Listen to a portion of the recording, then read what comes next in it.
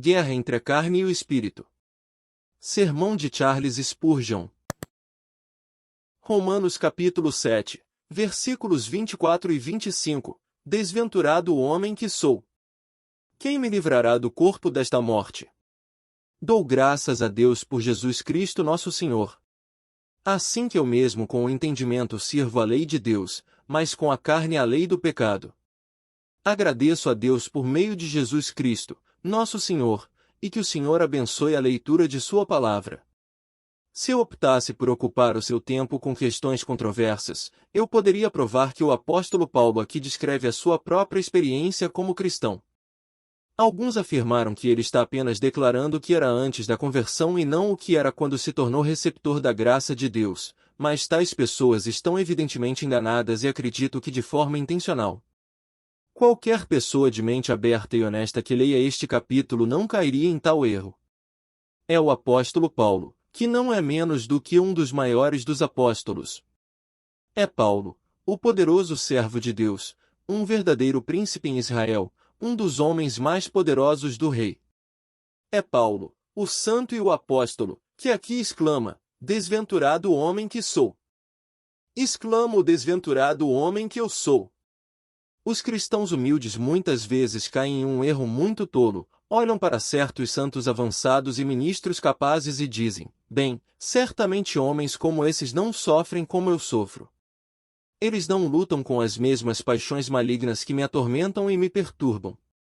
Ah, se eles conhecessem o coração desses homens, se pudessem ler seus conflitos internos, logo descobririam que quanto mais perto um homem vive de Deus, mais intensamente ele tem que lamentar sobre seu próprio coração maligno e quanto mais seu mestre o honra em seu serviço, mais frequentemente também a carne malvada o atormenta e o incomoda dia a dia.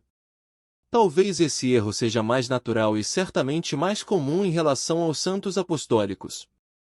Temos o hábito de dizer São Paulo e São João, como se eles fossem mais santos do que qualquer outro filho de Deus. Todos são santos a quem Deus chamou por sua graça e santificou por seu Espírito, mas de alguma forma colocamos tolice e absurdamente os apóstolos e os primeiros santos em uma lista separada e não ousamos considerá-los como seres humanos comuns. Olhamos para eles como seres extraordinários que não poderiam ser homens de paixões semelhantes às nossas. Somos informados nas Escrituras que nosso Salvador foi tentado em todos os pontos como nós, e ainda assim caímos no erro flagrante de imaginar que os apóstolos, que eram muito inferiores ao Senhor Jesus, escaparam dessas tentações e eram ignorantes desses conflitos. O fato é que, se você tivesse visto o apóstolo Paulo, teria pensado que ele era notavelmente semelhante ao resto da família escolhida e, se tivesse conversado com ele, teria dito: porque Paulo, descubro que sua experiência e a minha são exatamente iguais. Você é mais fiel, mais santo e mais profundamente ensinado do que eu, mas você tem os mesmos testes para suportar. Em alguns aspectos, você é mais duramente testado do que eu. Não olhe para os antigos santos como se estivessem isentos de enfermidades ou pecados e não os considere com aquela reverência mística que quase o torna um idólatra. Sua santidade é alcançável até mesmo por você, e suas falhas devem ser censuradas tanto quanto as suas próprias. Eu acredito que é dever do cristão forçar seu caminho para o círculo interno da santidade. Esses santos eram superiores a nós em suas conquistas, como certamente foram, mas sigamos em frente, pressionemos para além deles, porque não vejo que isso seja impossível. Nós temos a mesma luz que eles tinham, a mesma graça é acessível a nós e por que devemos nos satisfazer até que tenhamos os ultrapassado na corrida celestial? Vamos trazê-los para o nível dos mortais comuns. Se Jesus foi o Filho do homem e o homem verdadeiro, osso dos nossos ossos e carne da nossa carne, assim também foram os apóstolos. Não é um erro gritante supor que eles não eram os sujeitos das mesmas emoções e dos mesmos conflitos internos que os mais humildes do povo de Deus. Até agora, isso pode tender ao nosso conforto e encorajamento quando descobrimos que estamos engajados em uma batalha em que os próprios apóstolos tiveram que lutar. E agora notaremos esta manhã, em primeiro lugar, as duas naturezas, em segundo lugar, a batalha constante entre elas, em terceiro lugar, vamos nos afastar e olhar para o guerreiro cansado e ouvi-lo clamar: ó homem miserável que sou! E então vamos virar nosso olhar em outra direção e ver esse guerreiro cambaleante ajustando suas vestes para o conflito e se tornando um vitorioso expectante enquanto ele grita: Eu agradeço a Deus por meio de Jesus Cristo, nosso Senhor. Em primeiro lugar, as duas naturezas. Homens carnais, não regenerados, têm uma natureza apenas, uma natureza que herdaram de seus pais e que, através da transgressão antiga de Adão, é somente má, totalmente má. E não continuamente mera natureza humana tal que é comum a todo homem tem nela muitas características excelentes, julgando-a entre homem e homem. Um homem meramente natural pode ser honesto, gentil e generoso. Ele pode ter nobres e pensamentos generosos e pode chegar a um discurso verdadeiro e viril, mas quando chegamos a questões de verdadeira religião, assuntos espirituais que dizem respeito a Deus e à eternidade, o homem natural não pode fazer nada. A mente carnal, qualquer que seja a mente que tenha caído, é inimiga de Deus, não conhece as coisas de Deus, nem pode jamais conhecê-las. Agora, quando um homem se torna um cristão, ele se torna um cristão através da infusão de uma nova natureza. Ele está naturalmente morto em ofensas e pecados, sem Deus e sem esperança. O Espírito Santo entra nele e implanta nele um novo princípio, uma nova natureza, uma nova vida. Essa vida é um alto princípio santo e sobrenatural. É de fato uma natureza divina oriunda do grande Pai das luzes. É o Espírito de Deus habitando no homem. Assim, você vê que o cristão se torna um homem duplo, dois homens em um. Alguns imaginaram que a velha natureza é expulsa do cristão. Não é assim, pois a palavra de Deus e a experiência ensinam o contrário. A velha natureza está no cristão, inalterada, exatamente o mesmo, tão ruim quanto sempre foi, enquanto a nova natureza nele é santa, pura e celestial. E, portanto, surge um conflito entre os dois.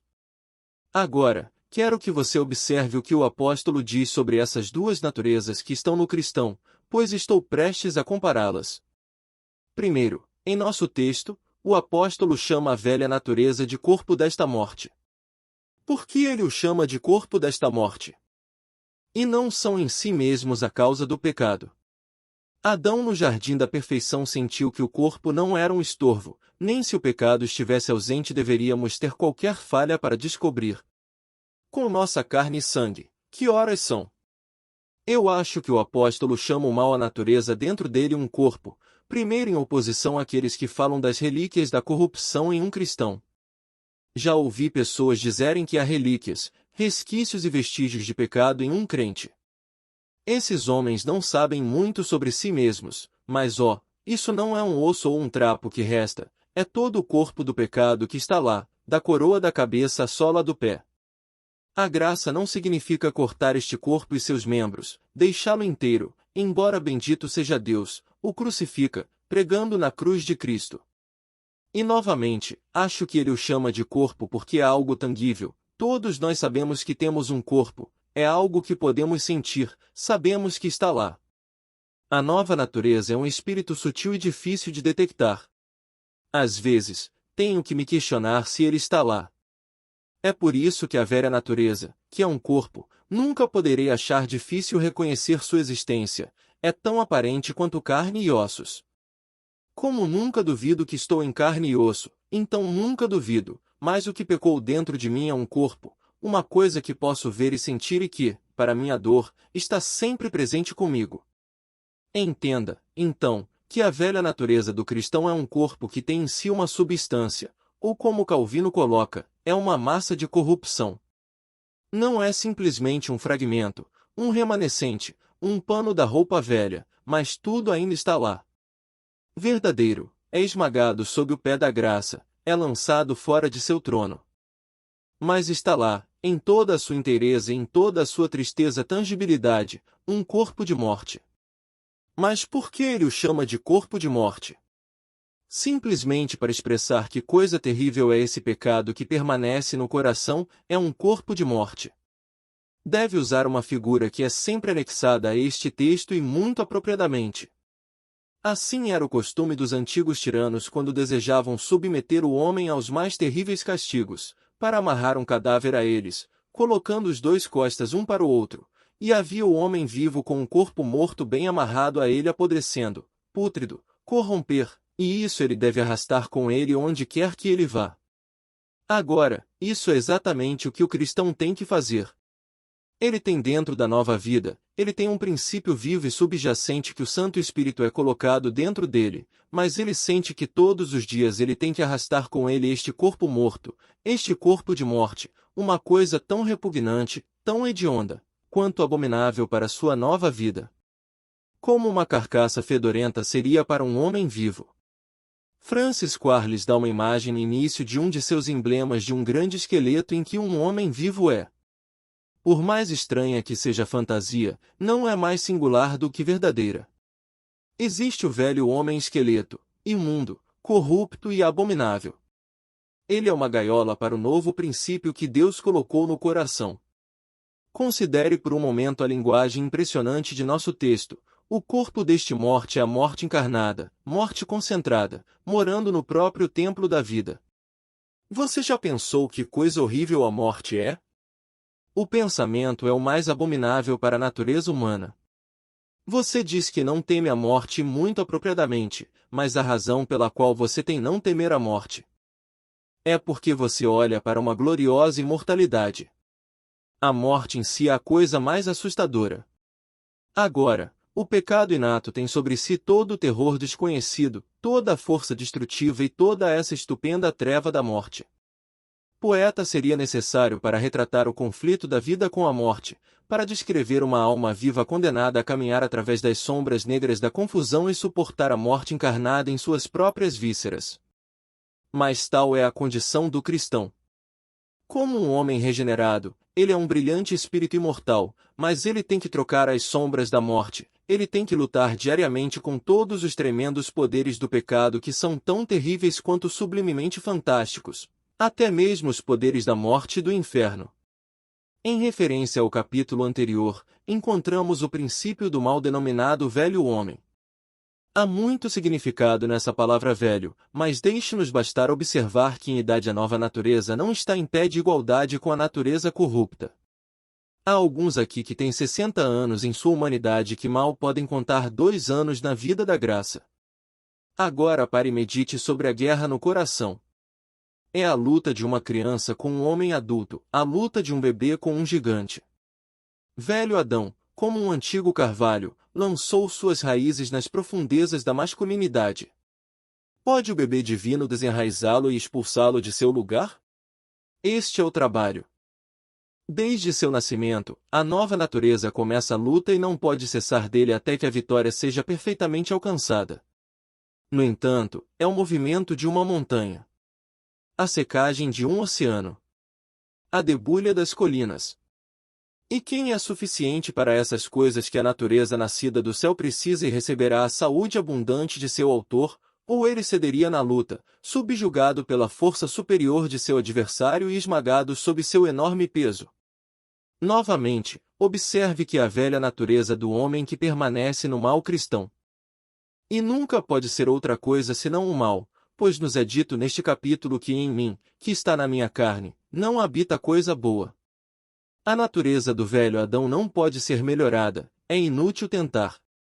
Você pode fazer o que quiser com ela, educá-la, instruí-la, dar a ela mais instrumentos para a rebelião, mas não pode transformar o rebelde em amigo, não pode transformar a escuridão em luz. É um inimigo de Deus, e um inimigo de Deus sempre deve ser. Pelo contrário, a nova vida que Deus nos deu não pode pecar. Agora, esse é o significado de uma passagem em João, onde é dito: o Filho de Deus não peça. Não, ele não pode pecar, porque ele nasceu de Deus. A velha natureza é má, só má, e que continuamente. A nova natureza é santa, boa, não conhece nada do pecado, exceto odiá-lo. Seu contato com o pecado traz dor e miséria. E isso clama, ai de mim, por morar em Meseque, que eu habito em tendas de Quedar. Acabei de lhe dar uma pequena imagem das duas naturezas. Deixe-me lembrá-lo novamente que essas duas naturezas são essencialmente imutáveis. Você não pode fazer a nova natureza que Deus te deu menos divina, a velha natureza não pode tornar-se menos impura e terrena. O velho Adão é uma coisa condenada. Qualquer um varre a casa e o espírito maligno e eles parecem sair dela, mas ele voltará novamente e trará consigo outros 7 demônios mais perversos do que ele. É uma casa leprosa, e a lepra está em cada pedra, desde a fundação até o telhado. Não há nenhuma parte sã. É uma roupa manchada pela carne, você pode lavar e lavar e lavar, mas nunca conseguirá lavá-la limpa. É tolice tentar fazê-la. Por outro lado, a nova natureza nunca pode ser manchada. Imaculada, santa e pura, ela habita em nossos corações, governa e reina lá, esperando o dia em que expulsará seu inimigo e sem rival será monarca no coração do homem. Eu jurei guerra. Eu tirei a espada e joguei fora a bainha e nunca descansarei até que eu possa cantar vitória completa sobre ti e te expulsar totalmente desta minha casa. Eles estão sempre em inimizade, onde quer que estejam, eles nunca foram amigos e nunca poderão ser. O mal deve odiar o bem e o bem deve odiar o mal. E marque, embora possamos comparar a inimizade com o lobo e o cordeiro, mas a natureza recém-nascida não é o cordeiro em todos os aspectos. Pode ser em sua inocência e mansidão, mas não em sua força, pois a natureza recém-nascida tem toda a onipotência de Deus, enquanto a velha natureza tem toda a força do maligno nela, que é uma força que não é facilmente exagerada, mas que frequentemente subestimamos. Essas duas coisas estão sempre em inimizade desesperada uma com a outra e mesmo quando ambas estão quietas, elas se odeiam. Mesmo assim, quando minha natureza maligna não se levanta, ainda odeia a natureza recém-nascida e quando a natureza recém-nascida está inativa, ela tem, no entanto, uma completa aversão a toda iniquidade. Uma não pode suportar a outra, deve esforçar-se para impulsioná-la. Nem essas, a qualquer momento, permitem que uma oportunidade passe de ser vingados um do outro. Há momentos em que a velha natureza é muito ativa e então, como ela aplicará todas as armas de seu arsenal mortal contra o cristão, você se encontrará em um momento subitamente atacado com raiva. E quando você se proteger contra a quente tentação honesto, tudo de repente, você descobrirá que o orgulho está crescendo e começará a dizer a si mesmo, não sou um bom homem para manter meu temperamento baixo. No momento em que você reprimir seu orgulho, outra tentação virá e a luxúria aparecerá pela janela dos seus olhos e você desejará algo para o qual você não deveria olhar, uma área que você pode fechar seus olhos. O inimigo interior nunca pode ser expulso enquanto estamos aqui. Satanás pode às vezes se ausentar de nós e obter uma derrota tão grande que ele está feliz por voltar uivando para seu covil, mas o velho Adão permanece conosco desde o início até o último. Ele esteve conosco quando cremos em Jesus pela primeira vez e esperamos isso, e Ele estará conosco até aquele momento em que deixaremos nossos ossos na sepultura, nossos medos no Jordão, e nossos pecados e esquecimento. Mais uma vez, observamos que nenhuma dessas duas naturezas se contentará na luta sem trazer aliados para ajudar o mal. A natureza tem parentes antigos, e em seu esforço para expulsar a graça que está dentro dele, envia mensageiros para todos os seus ajudantes. Como aqui para Lasmore, o rei de Elam, e traz outros reis com ele. Quando eu saio da batalha, diz o velho Adão, tenho amigos no poço. Ele envia uma missiva para as profundezas, e aliados dispostos vêm de lá. Espíritos das profundezas do inferno. Demônios sem número vêm para a ajuda de seu irmão, e então não contente com isso, a carne diz, eu tenho amigos neste mundo, e então o mundo envia suas ferozes coortes de tentação, como a concupiscência dos olhos e o orgulho da vida que batalham. Quando o pecado, Satanás e o mundo fazem um morto cair sobre o cristão de uma vez, diz é uma coisa terrível ser um cristão. Garanto-lhe que é uma das coisas mais difíceis do mundo ser um filho de Deus. O fato é que é impossível, a menos que o Senhor nos torne seus filhos e nos guarde tão bem. O que a nova natureza faz quando vê todos esses inimigos? Clama ao Senhor, e então o Senhor envia seus amigos. Primeiro, vem em sua ajuda Jeová e o conselho eterno e revela ao coração seu próprio interesse nos segredos da eternidade. Daí vem Jesus, com seu sangue. Tu vencerás, diz ele. Eu te farei mais que vencedor através da minha morte. E então aparece o Espírito Santo, o Consolador, com tal assistência. Esta natureza recém-nascida é mais do que um páreo para seus inimigos. Deus às vezes deixará essa nova natureza sozinha para deixá-la conhecer sua própria fraqueza. Mas não será por muito tempo, para que não afunde e se desespere. Você está lutando com o inimigo hoje, meus queridos irmãos cristãos? O mundo, aquela trindade infernal, tudo contra você. Lembre-se da trindade divina, que luta como valente pela verdade. O teu sangue corre da tua mão e cola a tua espada no teu braço. Luta, pois contigo estão as legiões do céu. O próprio Deus está contigo, Jeová é a tua bandeira e Jeová é o curador de suas feridas. Você superará, pois quem pode derrotar a onipotência ou pisotear a divindade sob seus pés? Eu assim me esforcei para descrever o conflito, mas me entenda, não pode ser descrito.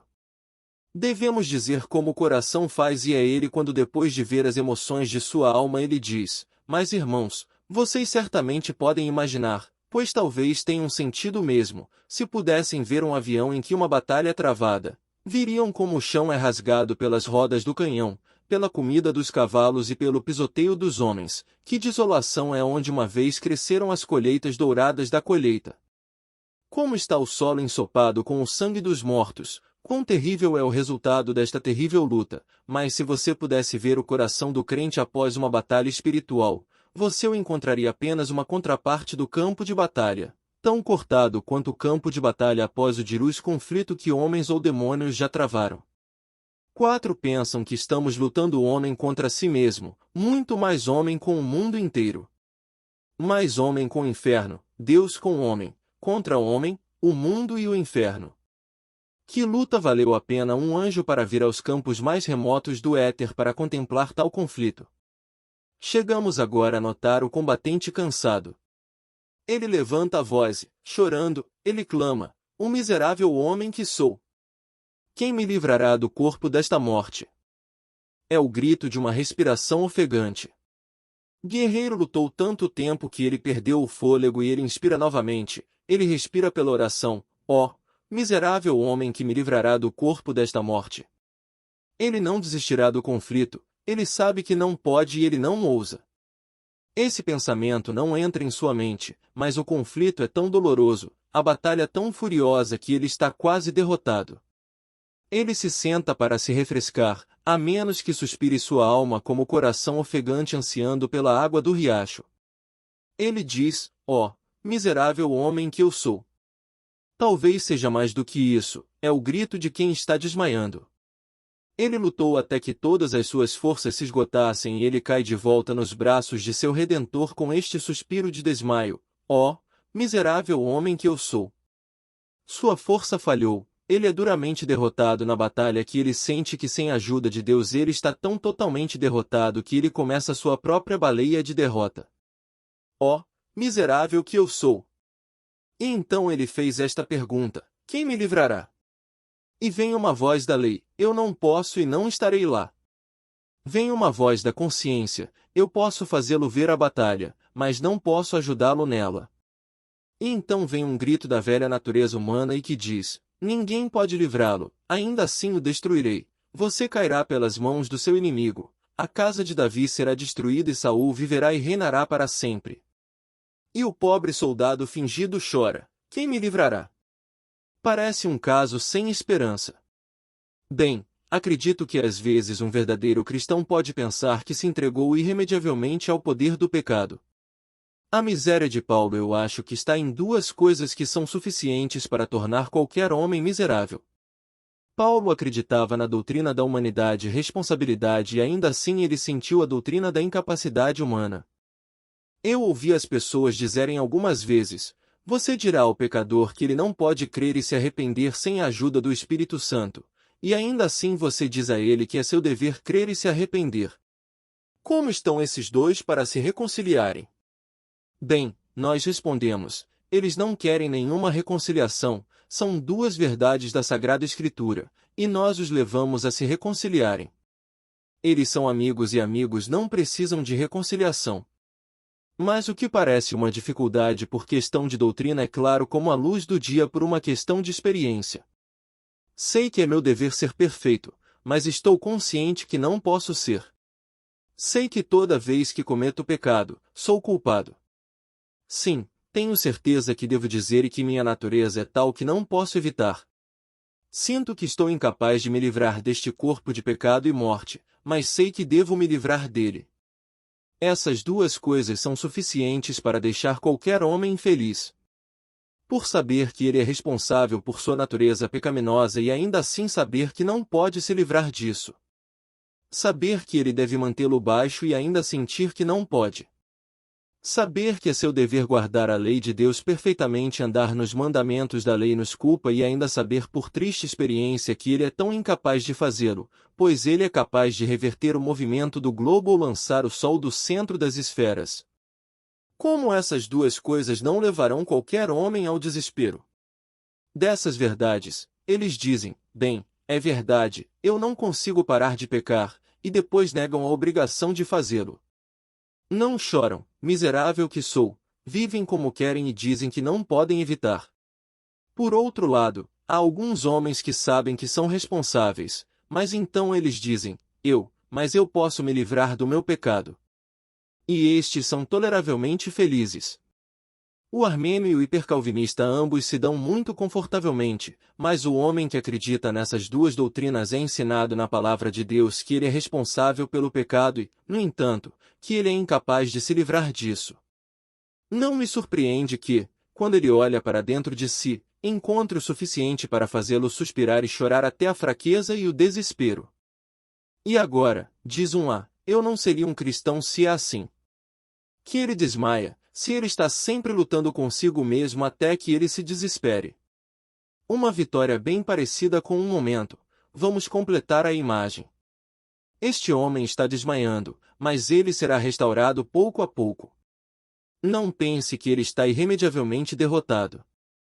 Ele cai para se levantar, ele desmaia, mas para ser revivido novamente.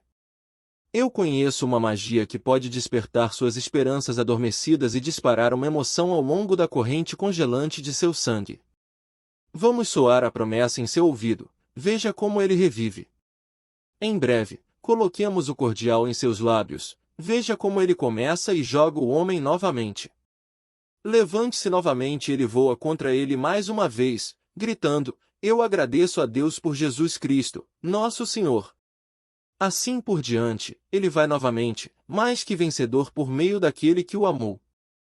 Isso me leva a este último ponto, que o cristão deve ser um vencedor. Em último lugar, você acha que seremos para sempre os juízes e escravos do pecado?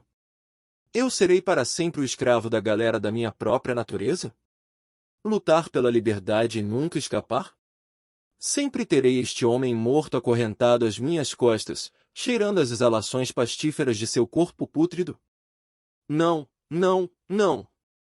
Aquilo que está dentro de mim, meu coração, é como uma águia enjaulada e eu sei que em breve as barras que me cercam serão quebradas, a porta da minha jaula será aberta e eu devo voar com meus olhos sobre o Filho da Glória, subindo fielmente a linha, não movendo nem para a mão direita nem para a esquerda, voando até eu alcançar minha ira e as rochas eternas de Deus, amor eterno. O pó pode manchar nossas vestes e a sujeira pode estar em nossa testa, e o padeiro pode ser nossa roupa, mas não seremos assim para sempre. Está chegando o dia em que nos levantaremos e nos sacudiremos do pó e vestiremos nossas belas vestes. É verdade que agora somos como Israel em Canaã. Canaã está cheia de inimigos. Mas os cananeus devem e serão expulsos, Amaleque será morto, uma mordaça será cortada em pedaços, nossos inimigos, cada um deles, será disperso e toda a terra de Dan a Beersheba será do Senhor. Você logo será perfeito, logo estará livre do pecado, totalmente livre dele, sem uma inclinação errada, sem um desejo maligno. Você logo será tão puro quanto os anjos da luz, não mais com as vestes do seu mestre em você, você deve ser santo como o santo. Você pode pensar nisso? Não é que a própria soma do céu, o arrebatamento da bem-aventurança, o soneto das colinas da glória, que você deve ser perfeito. Nenhuma tentação pode alcançá-lo de olho, ouvido ou mão. Nem se a tentação pudesse alcançá-lo, você seria ferido por ela, pois não haverá nada em você que possa, de alguma forma, fomentar o pecado. Seria como quando uma faísca cair sobre um oceano, sua santidade a apagaria em um momento. Sim, lavado no sangue de Jesus, novamente batizado com o Espírito Santo, você em breve caminhará pelas ruas douradas com túnicas brancas e de coração branco também, perfeito como seu Criador. Você deve estar diante do seu trono e cantar seus louvores para a eternidade. Agora, soldados de Cristo, duas armas mais uma vez correm para a luta. Você não pode ser derrotado, você deve vencer. Embora você desmaie um pouco, tenha coragem, você vencerá através do sangue do Cordeiro. E agora, desviando-se por um minuto, concluirei fazendo uma observação ou duas. Para muitos agora presentes, há alguns aqui que dizem que nunca são perturbados dessa forma. Então, sinto muito por você. Vou lhe dizer o motivo de sua falsa paz: você não tem a graça de Deus em seus corações. Se você tivesse, certamente encontraria esse conflito dentro de você. Quem está no conflito se despreza porque está fora dele. A razão pela qual o diabo te deixa em paz é que ele sabe que você era dele. Ele não precisa incomodá-lo muito. Agora ele terá tempo suficiente para lhe dar o seu salário no final. Ele incomoda o cristão porque tem medo de perdê-lo. Ele pensa que se não o provocar aqui, nunca terá chance de fazê-lo na eternidade. Então ele vai mordê-lo e latir para ele enquanto pode. É por isso que o cristão está mais irritado do que você. Quanto a você, você pode muito bem estar sem dor, pois os mortos não sentem golpes. A pé, eu tenho pena da sua condição, pelo verme que a morte não está se preparando para se alimentar de você. Abutre eterno, sobre o imortal, logo molhou seu bico de horda com o sangue de sua alma. Trema, porque o fogo do inferno é quente e inextinguível, e um lugar de perdição é hediondo. Além do sonho de um louco, que você pensaria em seu último fim? Um cristão pode ter um presente mau, mas ele tem um futuro glorioso. Mas seu futuro é a escuridão das trevas para sempre. Eu te conjuro pelo Deus vivo, você que não teme a Cristo. Considere suas maneiras, que você e eu devemos prestar contas. Nesta manhã, vocês foram avisados, homens, vocês foram avisados. Tomem cuidado para não pensarem que esta vida é tudo. Há um mundo vindouro. Existe, como diz a Escritura, depois da morte, o julgamento. Se você não temer o Senhor, há depois do julgamento ira eterna e miséria eterna. E agora, nós somos para aqueles que estão buscando a Cristo. Disse um Senhor, eu busquei a Cristo, mas me sinto pior do que nunca em minha vida. Antes de ter qualquer pensamento sobre Cristo, me sentia bem. Mas agora me sinto eu mesmo sendo mal. Ele está bem, meu amigo. Fico feliz em ouvir você dizer isso. Quando os cirurgiões curam o útero de uma paciente, eles sempre tomam cuidado de cortar a carne orgulhosa, porque a cura nunca pode ser radical enquanto a carne orgulhosa permanece. O Senhor está obtendo livrar de sua autoconfiança e autojustiça. Ele agora mesmo está revelando à sua alma um câncer mortal que está apodrecendo dentro de você. Você está no caminho certo para a cura se você está no caminho para ferir as feridas de Deus. Antes que ele cure, ele mata um homem em sua própria estima. Mas posso esperar que algum dia seja libertado, clama um. Sim, meu irmão, se você agora olhar para Cristo, não importa qual seja o seu pecado, nem qual seja o seu desespero de coração, se você apenas voltar seus olhos para aquele que sangrou no árvore lá, não há apenas esperança para você, mas há uma certeza de salvação. Eu mesmo, enquanto pensava sobre este assunto, senti um grande horror. Uma grande escuridão tomou conta do meu espírito enquanto pensava no perigo que corria para não ser derrotado. Em meu espírito de fardo, até que virei meus olhos e vi meu mestre pendurado na árvore, vi o sangue ainda fluindo. A fé se apega ao sacrifício e eu digo que esta cruz é o instrumento da vitória de Jesus e será o meu meio. Eu olho para o seu sangue e me lembro que fui triunfante naquele sangue.